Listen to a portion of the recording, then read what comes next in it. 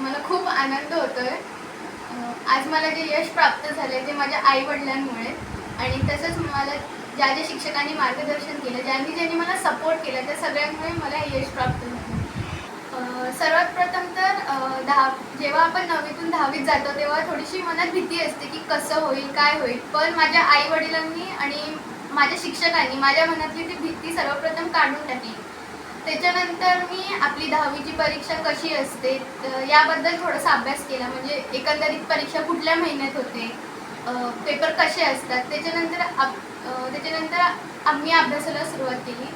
Generally आपल्याकडे एक असा समज आहे की 10वीचा अभ्यास लवकर उठूनच किंवा रात्री उशिरापर्यंत जागूनच केला जातो, पण मी तसं काही केलं नाही। मी माझं जे पहिलीपासून 9वीपर्यंत जे रुटीन होतं त्या रुटीनमध्येच अभ्यास केला।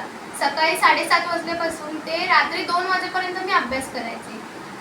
सकाळचा 7:30 ते 9 पर्यंतचा वेळ मी पूर्ण वाचनाला द्यायचे आणि शाळेतून घरी आल्यावर 5 ते 2 पर्यंत मी सगळं लिखाण पूर्ण करून घ्यायचे।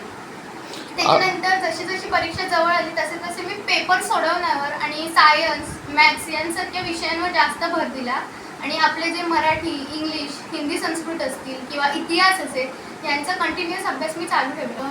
दरवेळेला जेव्हा एखादी स्पर्धा डिक्लेअर व्हायची तेव्हा शाळेतले सर्वप्रथम सगळे शिक्षक मला बोलायचे आणि सांगायचे की समृद्धी अशी अशी स्पर्धा आहे, तर त्या स्पर्धेत तुला जायचं आहे।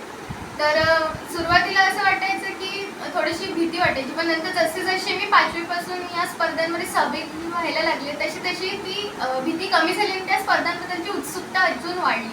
आणि काही स्पर्धा या मला ऑनलाईन समजायच्या, त्या ऑनलाईन स्पर्धांची माहिती मी शाळेला द्यायची आणि तशा प्रकारे जसा विषय असेल तशा प्रकारे मी त्या स्पर्धेची तयारी करायची। माझे आई-वडील माझ्याकडून ती तयारी करून घ्यायचे। सर्वप्रथम मी सगळ्यांना सांगेन की 10वीची परीक्षा ही शालेय वातावरणात होत असल्यामुळे त्याविषयी अजिबात भीती बाळगू नका। आपलीच शाळा किंवा आपल्या परिसरातील शाळा हेच केंद्र असते, त्यामुळे कोणतीही भीती बाळगण्याची गरज नाही। तुम्ही प्रामाणिकपणे अभ्यास केला असेल तर तुम्हाला पेपरही अगदी प्रेशरमध्ये न येता अगदी छान तुम्ही पेपर सोडवू शकता। मी एक सांगेन, जसा तुम्ही पहिलीपासून किंवा अगदी बालगटापासून जसा अभ्यास करत आला तसाच करा। काही छोटे मोठे बदल करायला लागतात, ते वेळेनुसार करणे गरजेचेच आहे। आपल्या आई-वडिलांच्या मार्गदर्शनाखाली किंवा शिक्षकांच्या मार्गदर्शनाखाली ते जसे जसे आपल्याला मार्गदर्शन करतील तसे तसे तुम्ही अभ्यास करा, यश नक्कीच तुम्हाला मिळेल।